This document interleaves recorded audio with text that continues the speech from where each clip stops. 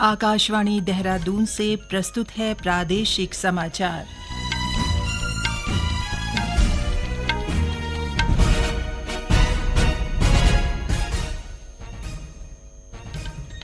पहले मुख्य समाचार।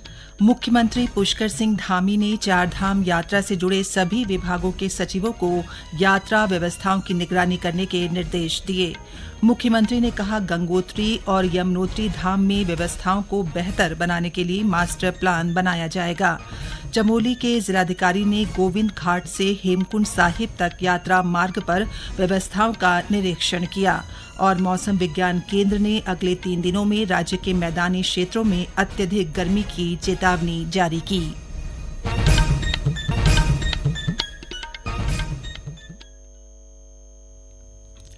नमस्कार, समाचारों के साथ मैं पंकज सनवाल खुलबे। और अब समाचार विस्तार से।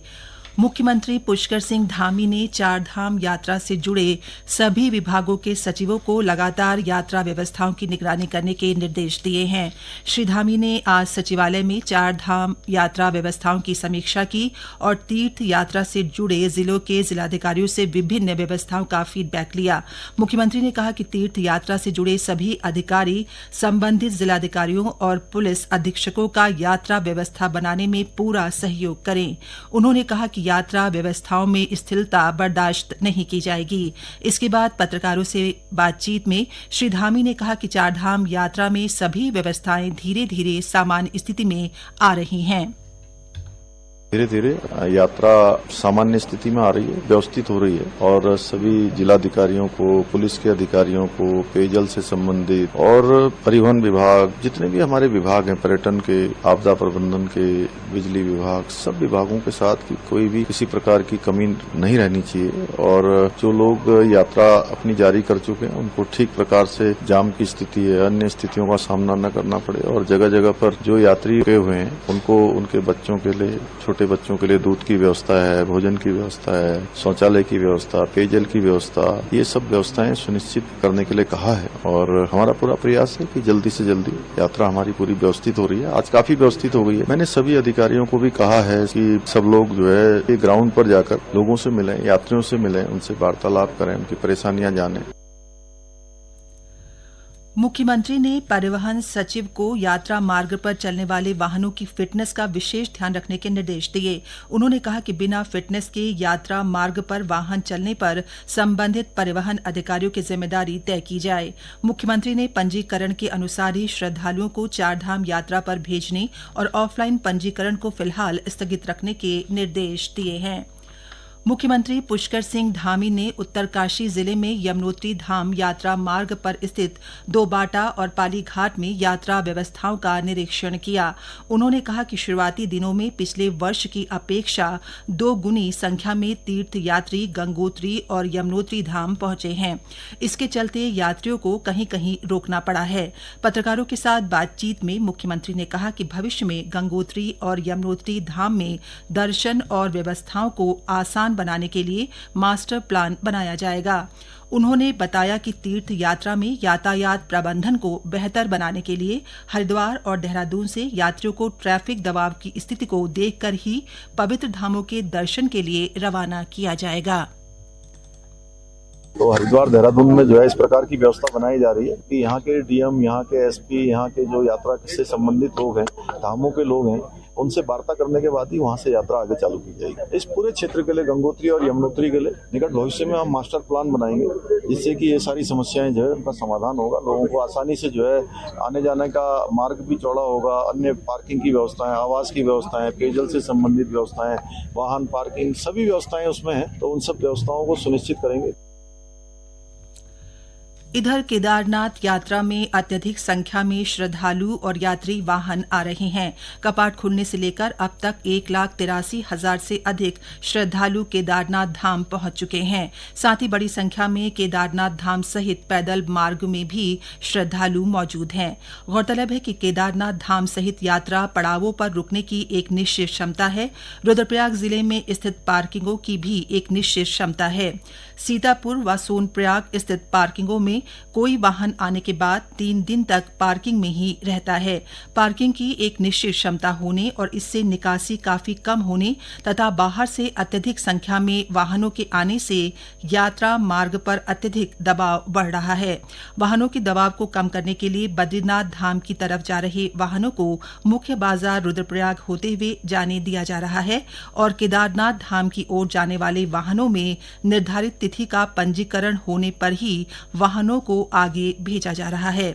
ये समाचार आप आकाशवाणी के देहरादून केंद्र से सुन रहे हैं। केदारनाथ धाम को प्लास्टिक मुक्त बनाने की मुहिम के तहत रुद्रप्रयाग जिला प्रशासन ने निजी संस्था के सहयोग से इस बार यात्रा मार्ग पर 2 प्लास्टिक वेंडिंग मशीन लगाई हैं। एक मशीन गौरीकुंड और दूसरी मशीन केदारनाथ धाम परिसर में लगाई गई है। इन मशीन में यात्री अपनी QR कोड वाली बोतल जमा कर 10 रुपये रिफंड प्राप्त कर सकते हैं। चमोली के जिलाधिकारी हिमांशु खुराना ने गोविंद घाट से हेमकुंड साहिब तक यात्रा मार्ग पर व्यवस्थाओं का निरीक्षण किया। इस दौरान उन्होंने अधिकारियों को हेमकुंड साहिब की यात्रा को सुगम और सुखद बनाने के लिए यात्रा होने से पहले पैदल मार्ग पर सभी व्यवस्थाओं को दुरुस्त करने के निर्देश दिए। गौरतलब है कि गुरुद्वारा हेमकुंड साहिब और लक्ष्मण लोकपाल मंदिर के कपाट 25 मई से श्रद्धालुओं के लिए खुल रहे हैं। हेमकुंड साहिब गुरुद्वारा के आसपास अभी भी करीब 8 फीट बर्फ है और लक्ष्मण मंदिर व हेमकुंड सरोवर बर्फ से ढके हुए हैं। हालांकि सेना के जवानों ने हेमकुंड साहिब मार्ग पर बर्फ हटाकर आवाजाही सुचारू कर दी है। इस बीच चारधाम यात्रा में कल फर्जी रजिस्ट्रेशन का मामला भी सामने आया है। उत्तरकाशी जिले के पुलिस अधीक्षक अर्पण यदुवंशी ने बताया कि गंगोत्री राष्ट्रीय राजमार्ग पर स्थित हीना रजिस्ट्रेशन सेंटर में चेकिंग के दौरान 2 यात्री बसों की रजिस्ट्रेशन की तिथि फर्जी पाई गई।